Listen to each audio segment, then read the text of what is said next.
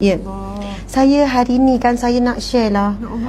Kan, saya jumpa buku ni Asmaul Husna dengan nama Mu Aku Hidup, Tuan Guru Datuk Ni Abdul Aziz Ni Ahmad, arwah Tok Guru Ni Aziz kan. Tapi saya ada cerita yang sangat menarik sebab tadi saya beli pada waktu pagi. Hari ni saya baru beli. Kemudian saya tak sempat baca lagi. Saya baca sikit-sikit. Maksudnya saya tengok sikit. Dan memang ramai yang ikut saya. Macam saya akan selalu mulakan dengan Asmaul Husna. Kemudian saya sebenarnya ada beberapa rujukan kitab Asmaul Husna. Ada rujukan bahasa Arab, ada rujukan Indonesia. Tapi saya memang berhasrat nak cari rujukan yang mudah difaham. Dan kita tahu Tok Guru Ni Aziz ni antara tokoh yang menyampaikan kuliah ceramah untuk kaedah yang mudah difahami. Bahasa yang ringan, dia bagi tamsilan, metafora yang mudah kita faham. Masya Allah. Itu ilmu kelebihan arwah. Jadi saya nak cerita, lepas saya baca, saya bawa balik. Kemudian tengah hari tadi saya lelap sekejap. Tak lama tapi memang saya mimpi jumpa Tok Guru Ni Aziz. Saya tak cerita Allah Akbar, tapi saya ingat mimpi sebab tadi Prof jemput saya untuk minum petang. Lepas tu saya duduk di satu kursi. Lepas tu Prof kata, Ustazah, kursi Ustazah duduk tu ada ramai orang tokoh yang dah duduk, antaranya Tok Guru Ni Aziz dan sebagainya. Lepas tu saya terus, Prof, saya mimpi Tok Guru Ni Aziz tengah hari tadi, Prof. Maksudnya mungkin asal saya beli buku ni, kemudian sebelum tidur saya tengok kan. Tapi dalam mimpi tersebut, ya Allah, nak cerita nangis pun memang nak nangis. Subhanallah. Dalam mimpi tersebut, bila Prof sebut baru mimpi tu datang. Kadang lepas kita mimpi, kita tak ingat kita mimpi apa. Tapi dalam mimpi tersebut, saya dalam satu majlis dengan Tok Guru Ni Aziz. Allah, sebab saya nak cerita. Lepas tu Tok Guru pun kata, Ustazah mula dulu mukadimah. Ustazah mula dulu ceramah. Saya kata, Tok Guru tak boleh. Saya tak boleh, Tok Guru. Saya tak boleh mula dulu. Tok Guru lah mula dulu. Ustazah mula dulu. Maksudnya Tok Guru bertegas juga dalam mimpi tersebut supaya saya mulakan. Kemudian saya pun memulakan sesi ceramah tersebut. Dan masa sama Tok Guru kata, saya nak dengar Ustazah ceramah. Saya kata, ya Allah Tok Guru, saya tak layak nak bercakap. Memang tak layak. Tapi dalam mimpi tersebut akhirnya saya bercakap dulu. Kemudian tak lama Tok Guru Ni Aziz pula menyampaikan kuliah. Subhanallah. Tapi saya pun tak ingat apa yang saya sampaikan. Dan mungkin sebab ni baru recall balik, ingat balik. Dan saya pun tak ingat apa yang Tok Guru sampaikan. Tapi mimpi tu di hadapan ramai orang. Saya rasa macam satu nikmat yang sangat besar. Dan ada kaitan pula bila Prof kata tu kerusi tu pernah duduk Tok Guru Ni Aziz dan sebagainya. Masya Allah, mudah-mudahan kita sama-sama mencintai orang yang mencintai Allah. Kadang-kadang kita macam tadi moderator Haji Talib kan, Haji Talib, subhanallah, Abu Talib, bapa saudara Nabi, seorang yang berakhlak mulia, sangat sayangkan Nabi. Kadang orang tanya macam mana nak masuk syurga, kita mengikuti jejak langkah orang yang dah dijamin syurga. Siapakah golongan yang dijamin syurga? Ya Rasulullah. 10 orang sahabat yang dijamin syurga. Kita belajar tentang sirah mereka. Kemudian orang yang mencintai Rasulullah, orang yang mencintai sahabat di kalangan para ulama. Jadi kita mungkin jauh dengan Rasulullah sebab kita tak pernah jumpa Rasulullah. Kita baca sirah. Tapi dengan Tok Guru Ni Aziz contohnya, kita pernah jumpa. Kita pernah tengok dia depan mata. Kita pernah, suara dia masih boleh dengar. Jadi, dan antara yang saya pernah dengar, seorang ulama ni, orang alim ni, dia kata dia pernah bermimpi, Allahu Akbar, subhanallah, dalam mimpinya dia bermimpi Rasulullah dengan para sahabat. Soalnya Rasulullah ada dalam mimpi tersebut.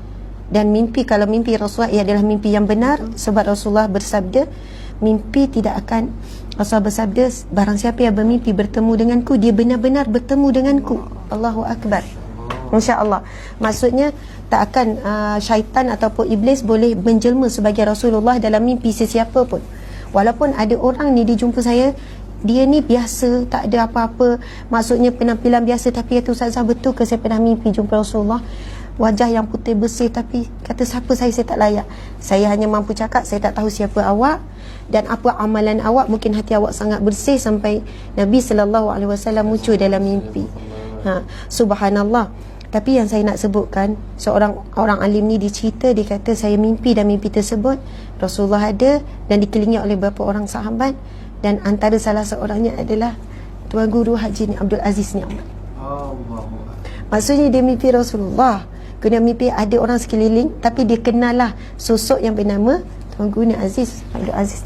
Allahu Akbar, subhanallah. Jadi kan kita ni kan, kita jauh dengan Rasulullah dari sudut jangka masa, tapi kita dekat. Rasulullah insyaAllah ada dalam hati kita, Rasulullah ada dalam hati kita. Tetapi kita nak mengenali akhlak orang yang mencintai Rasulullah, kita mengenali akhlak orang yang mencintai Rasulullah sallallahu alaihi wasallam. Jadi antaranya guru ni sebut kenapa Tok Guru Etna Aziz ni soalannya muncul dalam mimpi dalam keadaan begitu. Dia kenal in person dengan Tok Guru Aziz ini, orang yang sangat berusaha sedaya upaya dalam hidupnya mengikuti setiap sunnah Nabi.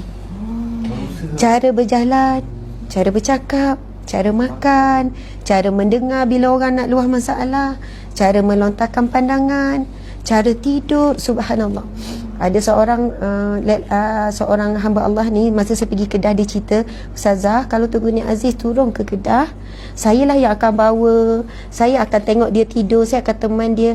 Walaupun kita bagi tempat yang selesa, Tok Guru mesti akan tidur di bawah, atas lantai. Dia tak akan tidur atas tilam, dia tak akan. Saya pun teringat, saya bacakan akhir-akhir ni bersama Idul Rasul. Pernah sahabat menawarkan kepada Rasulullah tempat yang selesa sikit, pembaringan nak lapik sikit lah. Rasul kata, tempat tidur ini menghalangku daripada bangun di tengah malam. Rasul tolak, Rasul kekal untuk dipelepah tamar, Rasul kekal dengan bantal yang keras itu. Kita pula tidur, kalau boleh nak tidur lena. Tapi orang yang beriman, orang soleh, dia tidur, dia fikir untuk tidurnya untuk bangun.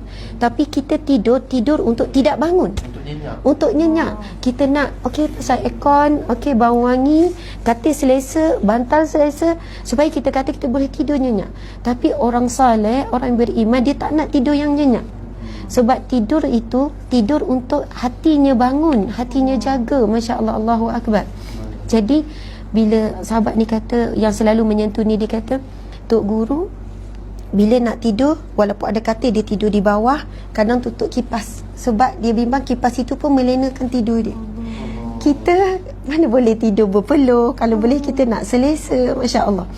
Kemudian dia kata masa makan, dia kata makan mesti share, walaupun satu bungkus beli nasi lemak, share berdua.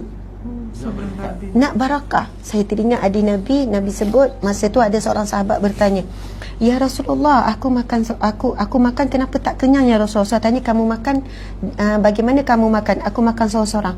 Jadi kamu makanlah berdua. Kalau berdua belum kenyang, makanlah bertiga. Pada jamaah itu ada barakah. Kita pula faham bila makan cukup kenyang, tapi orang yang saleh makan yang barakah itu kenyang. Yang kita faham tidur yang cukup itu kuat, tapi bagi mereka tidur yang barakah itu menguatkan badan.